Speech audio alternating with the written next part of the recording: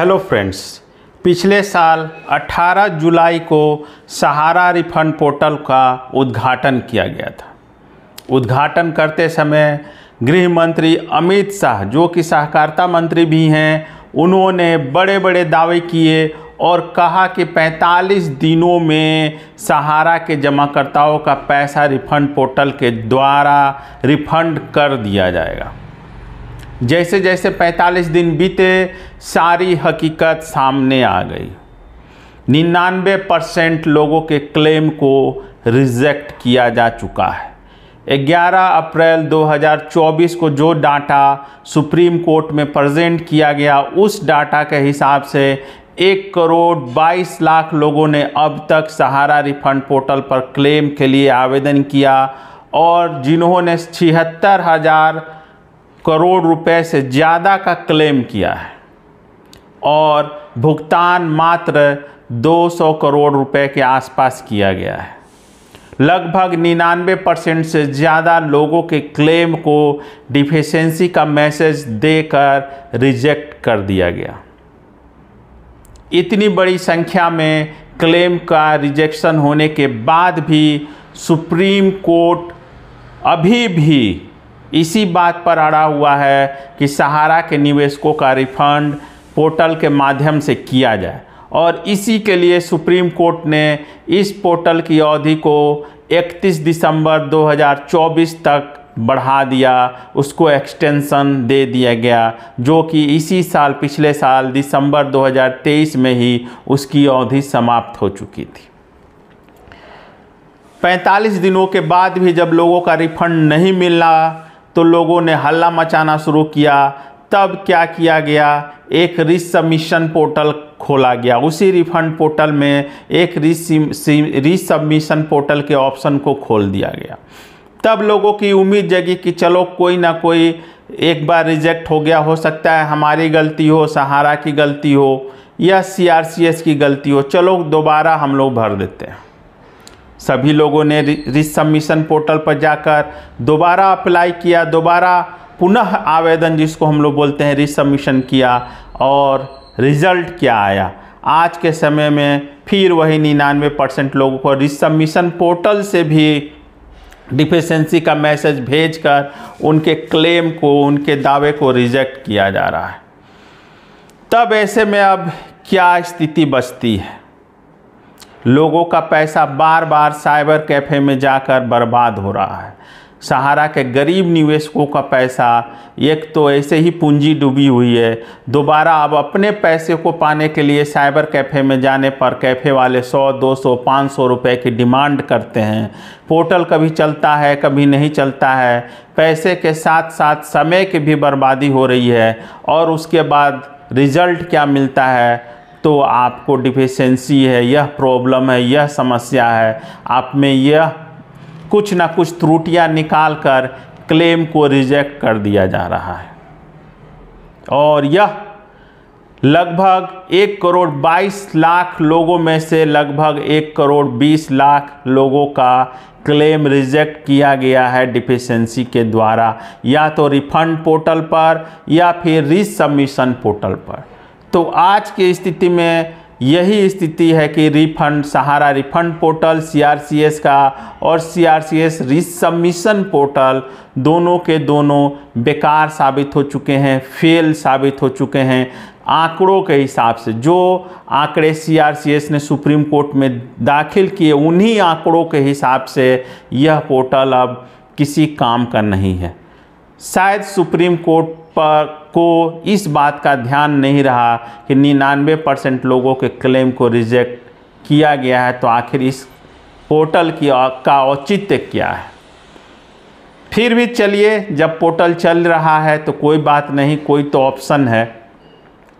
ऐसे में जो डिफिशिएंसी के कारण बताए जा रहे हैं, 50, 60, 70 प्रकार के डिफिशिएंसी के कारण हैं और ऐसे ऐसे अजीब कारण हैं जिनको हम और आप सोच नहीं सकते हैं, समझ नहीं सकते हैं।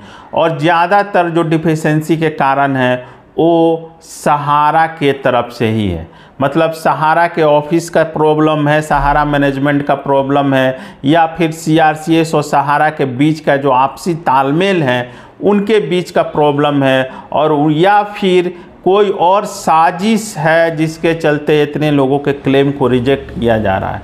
अब मान लीजिए हम अपलोड करते हैं फॉर्म, किसी कारण से सही से नहीं अपलोड हो पा रहा है, तो इसमें चलिए हमारा गलती है, लेकिन जो आंकड़े जो डिफिशेंसी में रीजन बताते हैं कि आपका डाटाबेस नहीं है, आप डबल मेंबरशिप वाले हैं, या फिर आपका मैच्योरिटी का प्रॉब्लम है, या फिर जो दूसरा नेम मिसमैच का है, आधार कार्ड से लिंक नहीं है, या फिर पैन कार्ड उपलब्ध नहीं है, या फिर आपका बैंक का आंकड़ा सही है नहीं है, बैंक डाटाबेस में नहीं है, बैंक लिंक नहीं है, मतलब 1000 तरह के जो बहाने बताए जा रहे हैं। तो ये सब के सब कहीं ना कहीं समस्याएं तो आती रहेंगी, रिसबमिशन पोर्टल पर भी आएगी, रिफंड पोर्टल पर तो आ ही रही थी।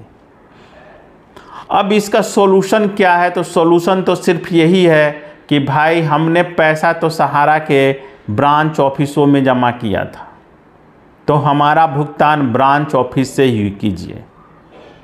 इसका सॉल्यूशन मात्र सहारा के ऑफिस में ही उपलब्ध है, दूसरा आप लाख कोशिश कीजिएगा नहीं होगा। सहारा में जब खाते खुल रहे थे तो अंधाधुंध खाते खुल रहे थे, प्रॉपर डॉक्यूमेंटेशन नहीं हुआ, प्रॉपर तरीके से बही खाते नहीं बनाए गए, पर प्रॉपर तरीके से लोगों के आंकड़े नहीं जमा किए गए, आंकड़ों को प्रॉपर तरीके से सही रूप से स्टोर नहीं किया गया। तो इस प्रकार की, चूँकि उस समय उतनी सुविधा भी नहीं थी, व्यवस्था भी नहीं थी, सारे काम मैनुअल होते थे, मैक्सिमम काम मैनुअल होते थे, ऑनलाइन की सुविधा उतनी नहीं थी जिस समय सहारा अपने पीक पर था, जिस समय सहारा में लोगों का पैसा निवेश किया जा रहा था, और किसी ने सोचा नहीं था कि आने वाले समय में इस प्रकार की परिस्थितियाँ कायम हो जाएगी। कुछ लीगल फॉर्मेलिटीज़ है, कुछ लोगों के मान लीजिए नाम में कुछ है, टाइटल में प्रॉब्लम है, नाम मिसमैच है, डेट ऑफ बर्थ में प्रॉब्लम है, उस समय आधार कार्ड हुआ नहीं करता था, बाद में आधार कार्ड बना तो उसमें नाम कुछ और हो गया। एड्रेस, चूँकि आधार कार्ड सिर्फ आईडी का प्रूफ है, एड्रेस का मतलब एड्रेस प्रूफ है, एड्रेस के प्रूफ को नहीं माना जाता, उस पर एक पहचान पत्र है, आईडी प्रूफ है। लेकिन अब सहारा वाले बोलते हैं कि जो आपका आधार कार्ड में जो एड्रेस है वही एड्रेस आपका होना चाहिए। तो ये कहाँ से संभव है? सहारा में 10 साल 12 साल 15 साल लोगों का पुराना निवेश है, और आधार कार्ड अभी बना है, चाहे मान लीजिए हमारा एड्रेस चेंज हो गया, हम कहीं और जॉब करते थे, हम अभी कहीं और है, आधार कार्ड में अपना नया एड्रेस डाल दिए। तो इस तरह की जो परेशानी है, जो प्रैक्टिकल परेशानियाँ हैं, उनका सॉल्यूशन रिफंड पोर्टल पर नहीं होने जा रहा है और ना होने की संभावना है। तो ऐसे में क्या सहारा के ऑफिस नहीं खुलने चाहिए?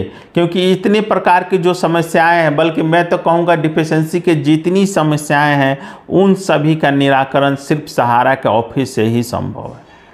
अब जो सहारा, जो सुप्रीम कोर्ट में पिनक पानी मोहंती में जो एक ऑर्डर आया है जिसमें साफ साफ कहा गया है या फिर मांग की गई है कि सहारा के ऑथराइज्ड पर्सन के द्वारा भुगतान करने की परमिशन दी जाए, या फिर जो लीगलाइज्ड पर्सन है जिनका सब कुछ सही है, सहारा के द्वारा ओके किया गया है, उनका भुगतान किया जाए। तो एक कड़ी है सहारा के लोगों को ऑथराइज्ड करने का। तो मैं तो यही कहूँगा कि इस बात को सुप्रीम कोर्ट को, सीआरसीएस को और सहारा मैनेजमेंट को समझना चाहिए कि जो 99% लोगों के क्लेम को रिजेक्ट किया जा रहा है उसका सिर्फ और सिर्फ सॉल्यूशन एक ही है कि आप सहारा के ऑफिस खोलें, वहाँ से सारे के सारे डॉक्यूमेंट, सारे आंकड़े आपको मिल जाएंगे, और वहाँ पर मैनुअली सब लोगों का भुगतान आप कीजिए, तभी संभव है। ये पोर्टल के माध्यम से संभव नहीं है, क्योंकि जिस समय सहारा के लोगों का पैसा जमा किया गया उस समय कुछ और व्यवस्था थी, और अभी और कुछ और व्यवस्था है। तो ऐसे में बहुत बड़ी ये परेशानी है। तो मैं सरकार से, सीआरसीएस से और सहारा मैनेजमेंट से एक अपील करना चाहता हूं कि यदि आप सही रूप से सहारा के जमाकर्ताओं का भुगतान करना चाहते हैं तो प्लीज़ सहारा के ऑफिस को खोलिए और सहारा के ऑफिस से ही भुगतान करने की कोशिश कीजिए। धन्यवाद।